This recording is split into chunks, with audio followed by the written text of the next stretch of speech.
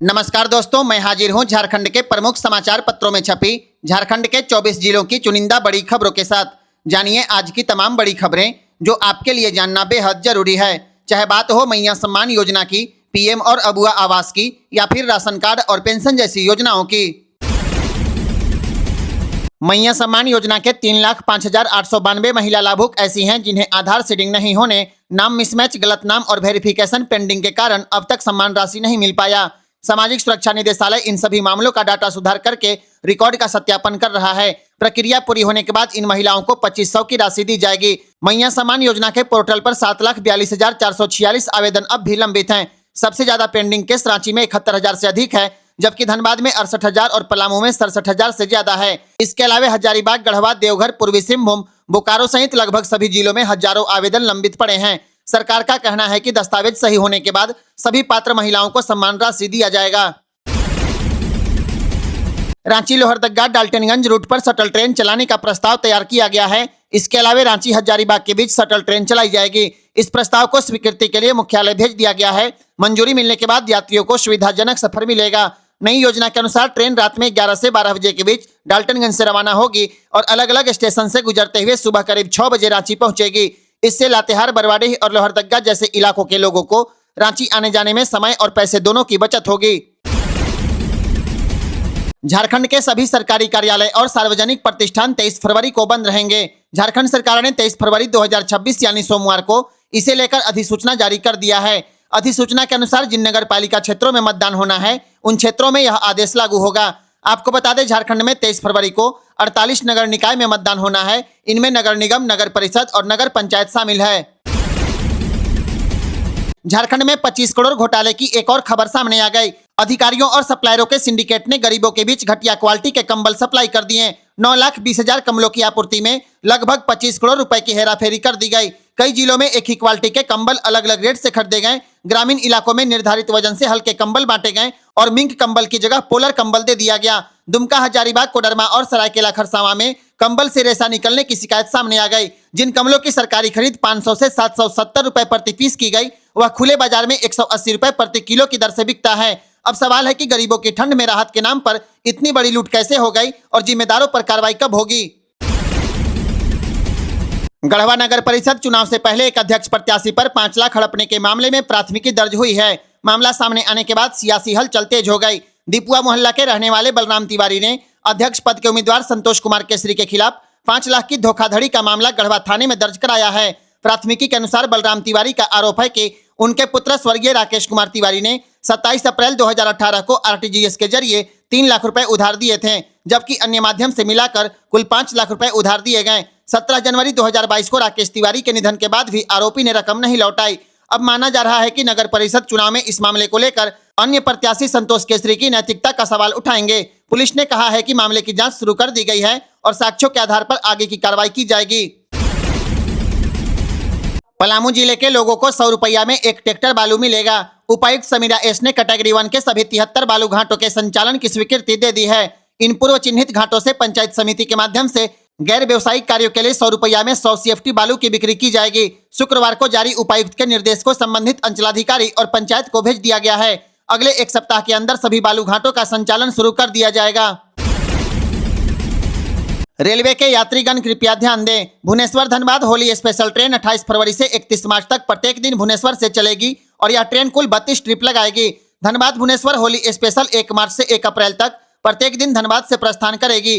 Railway ने कहा है कि इन ट्रेनों की समय सारणी और ठहराव पहले की तरह रहेंगे। बढ़ती भीड़ को देखते हुए रांची गोड्डा एक्सप्रेस में 17 फरवरी को, वाराणसी जाने वाली रांची एक्सप्रेस में 14 और 16 फरवरी को, रांची आरा एक्सप्रेस में 14, 16 और 19 फरवरी को द्वितीय श्रेणी स्लीपर का एक अतिरिक्त कोच लगेगा। झारखंड में अगले सप्ताह से मौसम करवट लेने वाला है। 17 फरवरी से तापमान में धीरे धीरे बढ़ोतरी होगी। फिलहाल रांची समेत कई जिलों में न्यूनतम तापमान 10 से 12 डिग्री के आसपास बना रहेगा। मौसम विभाग के अनुसार अभी मौसम शुष्क बना रहेगा, आसमान साफ रहेगा। हालांकि सुबह और शाम हल्की ठंड महसूस होगी। अगर आपका मोबाइल फोन खो जाए तो झारखंड पुलिस आपके मोबाइल को वापस लौटा देगी। शनिवार को हजारीबाग और रामगढ़ पुलिस ने 179 लोगों को उनके खोए मोबाइल फोन को वापस लौटा दिया। इनमें हजारीबाग पुलिस ने 135 और रामगढ़ पुलिस ने 44 मोबाइल फोन को रिकवर करके उसके असली मालिक को सौंप दिया है। पुलिस का कहना है कि अगर आपका मोबाइल फोन खो जाता है तो तुरंत संबंधित थाने में लिखित शिकायत दर्ज करा दीजिए। इसके साथ ही CEIR पोर्टल पर भी ऑनलाइन शिकायत दर्ज करा सकते हैं। JPSC ने राजकीय इंजीनियरिंग कॉलेज और पॉलिटेक्निक संस्थानों में 366 पदों पर बहाली के लिए वैकेंसी जारी कर दी। इसमें पॉलिटेक्निक और महिला पॉलिटेक्निक में लेक्चरर के 355 पद, जबकि इंजीनियरिंग कॉलेज में असिस्टेंट प्रोफेसर के 11 बैकलॉग पद शामिल हैं। दोनों भर्तियों के लिए अलग अलग विज्ञापन जारी कर ऑनलाइन आवेदन मांगे गए हैं। पॉलिटेक्निक लेक्चरर भर्ती के लिए 20 फरवरी से 12 मार्च तक ऑनलाइन आवेदन, 14 मार्च तक परीक्षा शुल्क जमा और 25 मार्च तक दस्तावेज की हार्ड कॉपी जमा करनी होगी। इंजीनियरिंग कॉलेज भर्ती के लिए 18 फरवरी से 10 मार्च तक ऑनलाइन आवेदन, 12 मार्च तक फीस जमा और 23 मार्च तक हार्ड कॉपी जमा करने की अंतिम तिथि निर्धारित है।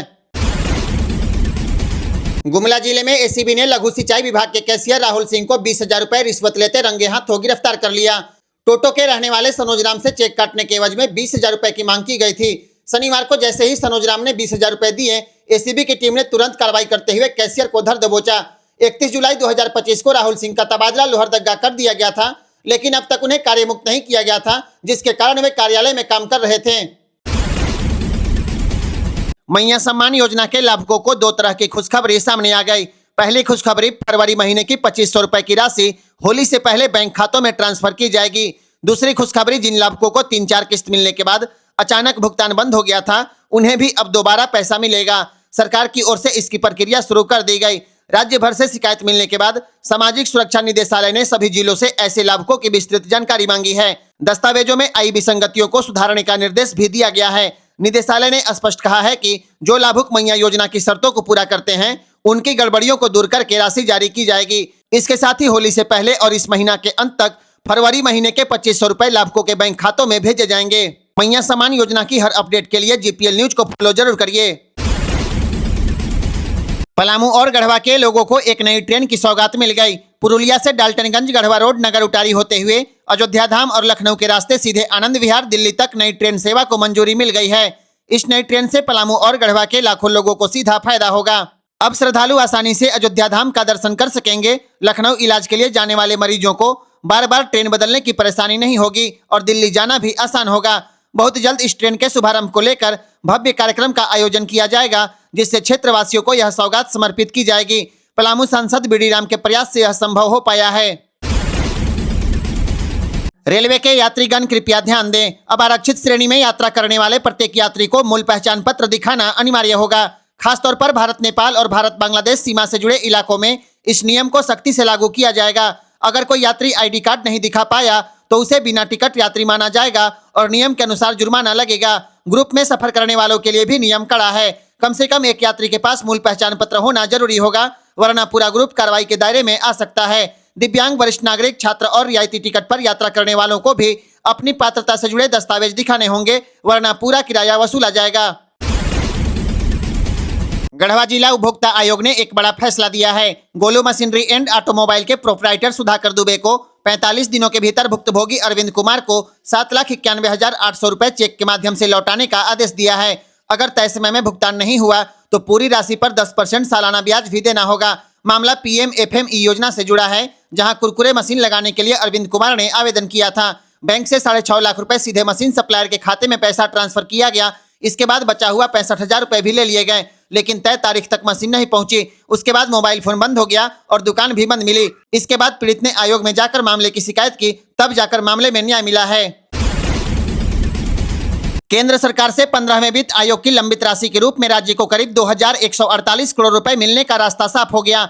यह पैसा पिछले 3 साल से नगर निकाय का गठन नहीं होने की वजह से रुका हुआ था, लेकिन अब जैसे ही नगर निकाय चुनाव की प्रक्रिया शुरू हो गई, अब केंद्र सरकार यह पैसा को जारी करेगी और राशि मिलने के बाद शहरी इलाकों में विकास कार्यों में तेजी आएगी। आपको बता दें, प्रत्येक साल 728 करोड़ रुपए मिलेंगे। 3 साल की कुल राशि से शहरों का चेहरा बदलने की तैयारी है। इधर केंद्र सरकार ने पंचायतों के लिए 275 करोड़ रुपए की दूसरी किस्त जारी करने की सिफारिश कर दी है। झारखंड में धान खरीद की रफ्तार एक बार फिर सुस्त पड़ गई। अब तक 22 लाख क्विंटल धान ही खरीदा जा सका है, जबकि 60 लाख क्विंटल धान खरीदने का लक्ष्य है। अब सरकार के पास 31 मार्च तक का समय है और करीब 38 लाख क्विंटल धान खरीदना बाकी है। अब तक 37,000 से ज्यादा किसानों से धान लिया गया है। 535 करोड़ के मुकाबले 431 करोड़ का भुगतान हो चुका है। 3 साल से लगातार सरकार धान खरीद के लक्ष्य से चूक रही है। अब सवाल है कि क्या सरकार बचे 1.5 महीने में लक्ष्य पूरा कर पाएगी या फिर किसान एक बार फिर सरकारी व्यवस्था के भरोसे ठगे जाएंगे।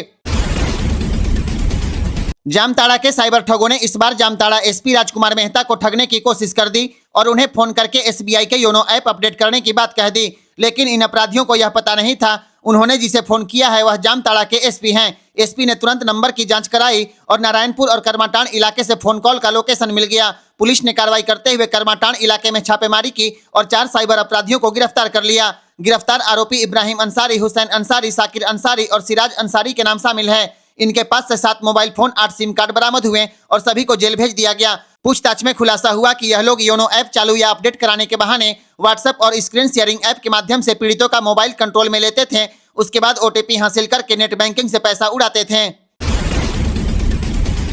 अब अगर आप 20 लाख रुपए से महंगी प्रॉपर्टी खरीदते हैं, 5 लाख से ज्यादा की गाड़ी लेते हैं या साल में 10 लाख से ज्यादा नगद जमा या निकासी करते हैं तो पैन कार्ड देना अनिवार्य होगा। सीबीडीटी ने आयकर कानून 2025 के ड्राफ्ट नियम जारी कर दिए। इतना ही नहीं, 1 लाख रुपए से ज्यादा के होटल बिल पर भी पैन देना पड़ेगा। यह सभी नियम 1 अप्रैल 2026 से लागू होंगे। हालांकि अभी यह ड्राफ्ट है और आम पब्लिक 22 फरवरी तक सुझाव दे सकती है और मार्च के पहले सप्ताह में अंतिम नियम नोटिफाई किए जाएंगे। आदिवासी जमीन विवाद में हाईकोर्ट और एसआईआर कोर्ट के आदेश पर प्रशासन ने 13 घरों पर बुलडोजर चला दिया। रांची के मधुगम खादगाढ़ा इलाके में प्रशासन ने यह कार्रवाई की है। शिव दुर्गा मंदिर लेन में करीब 40 वर्षों से रह रहे 13 परिवार एक ही सुबह में बेघर हो गए। सुबह 9 बजे पुलिस बल और 5 बुलडोजर के साथ प्रशासन मौके पर पहुंचा। घरों को खाली करने की घोषणा हुई। लोग रोते बिलखते बाहर निकले। उसके बाद मकानों को तोड़ दिया गया। पीड़ित परिवारों का कहना है कि 1980-85 के बीच उन्होंने रजिस्ट्री कराकर 2 से 3 कट्ठा जमीन की खरीदारी की थी। बाद में जमीन को आदिवासी बताते हुए मामला कोर्ट पहुंचा और एक तरफा फैसले के बाद दखल दिहानी की कार्रवाई कर दी गई। झारखंड के 14 जिलों के मनरेगा लोकपाल की सेवा समाप्त कर दी गई। मनरेगा आयुक्त मृत्युंजय बर्णवाल ने देवघर, दुमका, धनबाद, बोकारो, गोड्डा, गढ़वा, लातेहार, गिरिडीह, कोडरमा, रामगढ़, खुट्टी, पलामू, रांची और सिमडेगा के डीडीसी को पत्र लिखकर यहां के लोकपाल से काम नहीं लेने का निर्देश दिया है। मनरेगा लोकपाल का चयन 17 फरवरी 2025 तक किया गया था। 8 फरवरी 2026 तक सेवा विस्तार भी दिया गया, लेकिन अब इनकी सेवा समाप्त हो गई। चतरा जिले में बोरी में भरकर बच्चा चोरी का प्रयास फेल हो गया। पीपरवार थाना क्षेत्र के बचरा गांव में 3 अपराधी 2 साल की बच्ची सीता कुमारी को बोरी में भरकर ले जाने की कोशिश कर रहे थे। मंगलवार सुबह करीब 9:30 बजे शौच के लिए जा रही रिंकी देवी की नजर झाड़ियों में हलचल पर पड़ी। उन्होंने शोर मचाया। अपराधियों ने लड़की को फेंका और बच्चा चोर बोरा छोड़कर मौके से फरार हो गए। शोर सुनकर परिजन पहुंचे। जब बोरा खोला गया तो हाथ पैर बंधी, मुंह में कपड़ा ठूंसी बच्ची सीता को सकुशल बाहर निकाल लिया गया। बच्ची की मां सुनीता देवी ने बताया, सिर्फ 10 मिनट पहले बच्ची को बाइक पर बैठाकर घर के अंदर गई थी। इसी बीच अपराधियों ने उठा लिया। सूचना मिलने के बाद पुलिस पहुंची। ग्रामीणों ने जंगल में तलाशी भी की, लेकिन आरोपी भाग चुके थे। एक महिला की हिम्मत के चलते आज एक मासूम की जान बच गई। झारखंड सरकार अब सरकारी स्कूलों में पढ़ने वाली छात्राओं को निःशुल्क सैनिटरी पैड देने की तैयारी कर रही है। इस योजना से राज्य की करीब 12 से 13 लाख छात्राएं लाभान्वित होंगी। यह कदम सुप्रीम कोर्ट के निर्देश के बाद उठाया जा रहा है। सरकार नए बजट में इसके लिए राशि का प्रावधान करेगी और अगले शैक्षणिक सत्र से योजना शुरू करने की तैयारी है। कक्षा 6 से 12वीं तक की छात्राओं को प्रत्येक महीने 5 से 6 सैनिटरी पैड दिए जा सकते हैं। फिलहाल यह सुविधा सिर्फ कस्तूरबा गांधी बालिका विद्यालयों में ही मिल रही है। गौर करने वाली बात है कि आज भी करीब 40% किशोरियां और महिलाएं मासिक धर्म में कपड़े का इस्तेमाल करती हैं। झारखंड में आम लोग गरीबी की मार झेल रहे हैं और झारखंड कैडर के आईपीएस अधिकारियों की अचल संपत्ति बढ़ रही है। केंद्रीय गृह मंत्रालय को सौंपी गई रिपोर्ट के मुताबिक झारखंड कैडर के 10 आईपीएस अधिकारियों ने नई जमीन या फ्लैट खरीदे हैं। इनमें अनिल पाल्टा, आशीष बत्रा, अजय लिंडा, अश्विनी कुमार, शैलेंद्र प्रसाद वर्णमाल, आनंद प्रकाश, पूज्य प्रकाश, राजकुमार मेहता, सहदेव साव और सौरभ शामिल हैं। सबसे महंगी खरीदारी आईजी आशीष बत्रा की रही, जिन्होंने पंजाब में करीब 4 करोड़ 33 लाख रुपए का प्लॉट लिया है। अजय लिंडा, आनंद प्रकाश और शैलेंद्र वर्णमाल समेत कई अफसरों ने रांची और आसपास के इलाकों में जमीन और फ्लैट खरीदारी की है। हालांकि अब भी 8 आईपीएस अधिकारियों का ब्यूरन लंबित है, जिसे जल्द जमा करने को कहा गया है। आपको बता दें, सरकारी नियम के तहत प्रत्येक अधिकारी को प्रत्येक साल अपनी संपत्ति की जानकारी देना अनिवार्य होता है। रांची से लोहरदगा, टोरी, डाल्टनगंज, डेहरी ऑन सोन, वाराणसी, अयोध्या धाम, बरेली और हरिद्वार होते हुए ऋषिकेश तक नई रेल सेवा शुरू की जाएगी। इसे लेकर झारखंड के राज्यपाल संतोष कुमार गंगवार ने केंद्रीय रेल मंत्री अश्विनी वैष्णव को पत्र लिखा है। इसके अलावा धनबाद कोयम्बटूर प्रस्तावित अमृत भारत एक्सप्रेस को बोकारो, स्टील सिटी, मोरी, रांची और राउरकेला होते हुए चलाने की मांग की गई है। यह मांग दक्षिण पूर्व रेलवे के ZRUCC मेंबर अरुण जोशी ने की है। झारखंड में बिजली उत्पादन की दरों को लेकर बड़ा बदलाव किया गया है। अब राज्य में बिजली की दरें नए और स्पष्ट नियम के तहत तय होगी। अब थर्मल और जल विद्युत परियोजनाओं की बिजली दरें 5 साल की अवधि के लिए पहले ही तय कर दी जाएगी। मतलब प्रत्येक साल नई दर लागू नहीं होगी, बल्कि मल्टी ईयर टैरिफ सिस्टम के तहत पूरे 5 साल की रूपरेखा बनेगी। झारखंड राज्य विद्युत नियामक आयोग ने विद्युत उत्पादन दर निर्धारण की नई नियमावली को अधिसूचित कर दिया है। यह नियम 1 अप्रैल 2026 से लागू होंगे और 31 मार्च 2031 तक प्रभावी रहेंगे। आयोग का कहना है कि इससे बिजली कंपनियों को लागत के अनुसार उचित दर मिलेगी और उपभोक्ताओं पर अचानक बढ़ोतरी का बोझ नहीं पड़ेगा। नए नियम में यह भी साफ किया गया है कि केवल जरूरी और उचित खर्च ही टैरिफ में जोड़े जाएंगे, ताकि फिजूल खर्ची पर रोक लगे। सरकार का दावा है कि इस फैसले से पारदर्शिता बढ़ेगी, निवेश को बढ़ावा मिलेगा और आम उपभोक्ताओं को राहत मिलेगी। अब देखना होगा इस नई व्यवस्था का राज्य की बिजली व्यवस्था पर कितना असर पड़ता है। झारखंड में होटल, रेस्तरां, बार और क्लब संचालन को लेकर सरकार ने नई नियमावली का ड्राफ्ट जारी कर दिया। अब अतिरिक्त लाइसेंस फीस देकर बार और क्लब सुबह 10 बजे से रात 2 बजे तक खोले जाएंगे। 3, 4 और 5 स्टार होटल में बार सुबह 4 बजे तक चल पाएगा। इसके लिए सालाना 26 लाख रुपए तक का अतिरिक्त शुल्क देना होगा। नए नियम में साफ कहा गया है कि अगर कोई व्यक्ति बार परिसर में हथियार लेकर जाएगा तो सीधे 1 लाख रुपए का जुर्माना लगेगा। इसके साथ ही हर बार में CCTV कैमरा और डेसिबल मीटर लगाना अनिवार्य होगा। तेज आवाज में म्यूजिक, माप से कम शराब परोसना या 23 में से ज्यादा बार खोलने पर 10,000 रुपए से लेकर 50,000 तक जुर्माने का प्रावधान रखा गया है। बार संचालन के लिए 1 लाख रुपए आवेदन शुल्क और सिक्योरिटी मनी बढ़ाई गई है। ड्राफ्ट नियमावली पर सरकार ने आपत्ति और सुझाव मांगे हैं। इसके बाद इसे अंतिम रूप दिया जाएगा। हालांकि Jharkhand restaurant and bar association ने कहा है कि इतनी सख्त शर्तों में बार चलाना मुश्किल होगा और वे विभाग के सामने अपनी आपत्ति दर्ज कराएंगे। अब नजर इस पर है सरकार इन नियमों में क्या बदलाव करेगी। झारखंड में अगले 4 साल तक पीने के पानी की कोई बड़ी दिक्कत नहीं होगी, क्योंकि रांची में पिछले 92 दिनों से एक बूंद बारिश नहीं हुई है। इसके बावजूद राज्य के लगभग सभी बड़े डैम इस समय 70 से 75% तक भरे हुए हैं। सेंट्रल वाटर कमीशन की जनवरी 2026 की रिपोर्ट के मुताबिक झारखंड के जलाशय में पिछले साल के मुकाबले करीब 10% ज्यादा पानी मौजूद है। मैथन और पंचेत जैसे डैम में तो क्षमता से भी ज्यादा पानी दर्ज किया गया है। पिछले मानसून में कई जिलों में 2000 mm से ज्यादा बारिश हुई थी, जिसका असर अब साफ दिखने लगा है। इसका फायदा खेतीबाड़ी को मिलेगा और गर्मी से लोगों को राहत रहेगी। यानी बारिश रुकी है, लेकिन झारखंड के डैम अभी पूरी तरह मजबूत खड़े हैं। झारखंड में कब्रिस्तानों की घेराबंदी और सौंदर्यीकरण को लेकर एक बड़ा फैसला लिया गया है। अल्पसंख्यक कल्याण मंत्री हफीजुल हसन ने राज्य के 22 जिलों में 634 कब्रिस्तानों के लिए स्वीकृति दे दी है। इस पूरी योजना पर करीब 146 करोड़ रुपए खर्च किए जाएंगे। सबसे ज्यादा काम साहिबगंज जिले में होगा। यहाँ 126 कब्रिस्तानों की घेराबंदी और सौंदर्यीकरण किया जाएगा। इस पर करीब 31 करोड़ रुपए खर्च किया जाएगा। दूसरे नंबर पर है खूंटी जिला, जहां 82 कब्रिस्तानों को मंजूरी दी गई है। इसके अलावा रांची, गढ़वा, पलामू, बोकारो, धनबाद, गिरिडीह, हजारीबाग, देवघर, दुमका, जामताड़ा, कोडरमा, गोड्डा, गुमला, पाकुड़, पश्चिमी सिंहभूम, लातेहार, चतरा और सिमडेगा जिलों में भी काम होगा। योजना का उद्देश्य कब्रिस्तानों को सुरक्षित रखना, अतिक्रमण रोकना और बाउंड्री वाल रास्ता और बैठने जैसी बुनियादी सुविधाएं देना है। सरकार ने यह भी तय किया है कि निजी जमीन वाले कब्रिस्तानों में अब दान पत्र के बाद ही काम होगा। साइबर ठगी के शिकार लोगों को अब 25,000 रुपए का मुआवजा मिलने वाला है। अगर आप भी साइबर ठगी के शिकार हैं तो यह खबर आपके लिए बेहद जरूरी है। आरबीआई ने प्रस्ताव रखा है कि साइबर ठगी के शिकार लोगों को अब 25,000 रुपए तक का मुआवजा दिया जाएगा। आरबीआई गवर्नर संजय मल्होत्रा ने बताया है कि अगर कोई ग्राहक गलती से OTP शेयर कर देता है तब भी उसे राहत दी जाएगी। नए नियम के मुताबिक पीड़ित को बिना सवाल किए ठगी गई रकम का 85% वापस मिलेगा। इसमें अधिकतम 25,000 रुपए तक का मुआवजा राशि दिया जाएगा। इसमें 15% नुकसान ग्राहक को उठाना पड़ेगा, 15% बैंक देगा और बाकी 70% की राशि आरबीआई चुकाएगा। यह पैसा डिपॉजिटर एजुकेशन फंड से दिया जाएगा। इसके साथ ही आरबीआई गलत प्रोडक्ट बिक्री, कर्ज वसूली एजेंट और ऑनलाइन ट्रांजैक्शन सुरक्षा को लेकर 3 नए नियम लाने वाला है। मतलब साफ है, अब साइबर ठगी के मामलों में ग्राहकों को जल्दी और सीधी राहत मिलने वाली है। इस वीडियो को शेयर कर दीजिए ताकि देश के हर लोगों तक यह जानकारी पहुंच सके और इसी तरह की आम लोगों से जुड़ी खबरों के लिए GPL न्यूज को फॉलो करिए। झारखंड के गांव पंचायतों में अब विकास का काम शुरू होगा। झारखंड के लिए एक अच्छी खबर सामने आ गई। केंद्र सरकार के पंचायती राज मंत्रालय ने 15वें वित्त आयोग की दूसरी किस्त जारी करने की सिफारिश कर दी है। इसके तहत झारखंड को 275 करोड़ 12 लाख रुपए अगले सप्ताह दिए जाएंगे। यह राशि वित्तीय वर्ष 2024-25 की बेसिक ग्रांट का हिस्सा है। मंत्रालय ने बताया है कि राज्य सरकार ने पहली किस्त का सही उपयोग पंचायत गठन, ई-ग्राम स्वराज पोर्टल पर योजना अपलोड, ऑडिट और राज्य वित्त आयोग से जुड़ी सभी जरूरी शर्तों को पूरा कर दिया है।